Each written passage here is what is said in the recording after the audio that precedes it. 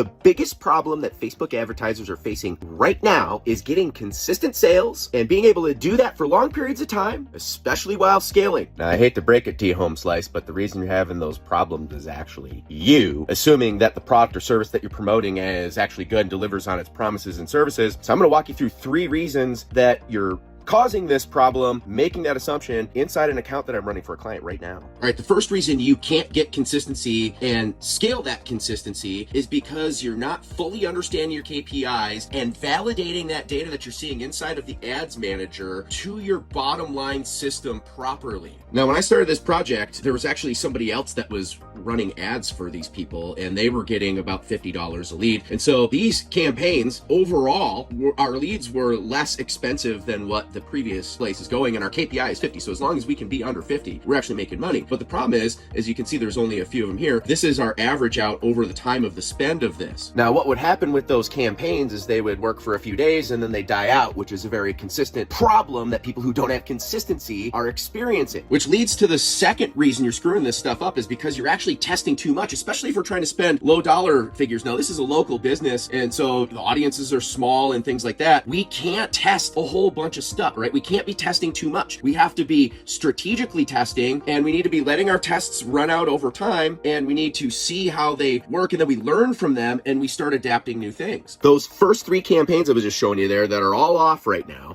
during that time, what I was doing was testing audience, I was testing creative, and we were testing process, the funnel. Now, we kept the funnel as one funnel, and throughout that, we tested the audiences and different ad copy and messaging around our offer that we already know that works. And through that process, I was able to figure quite a few things out. Now, what we determined from running all of these tests is we felt after everything that we did in here, the breakdown in the system was actually in the process. So we tested 2 different processes. We tested a different form of landing page, and then we also tested a different campaign objective using lead forms. And you can see now we've got a lot more spend here because we've actually beaten our results from over here, and we're getting consistency in these results over time, which you can see from that process there that actually leads to the third reason you're screwing this stuff up, and it's because you're testing too many variables at one time. Now, if you go back to what I just said, you'll remember that the first one, I kept the landing page as a constant. We didn't change that. We changed ads and audiences, and then throughout there, I was keeping constants once I figured things out so that we could narrow everything down. I didn't test all those variables at one time, and then once we determined what our audiences and our messaging was, then we started testing process, which is landing pages, objectives, and things like that. But most people will test all of these things at one time, and they don't have proper tracking. They're not able to look at the data. They're not validating it, and they have no clue as to what's going on. Now, let me dive down inside of here. So I'm going to show you a couple other things that people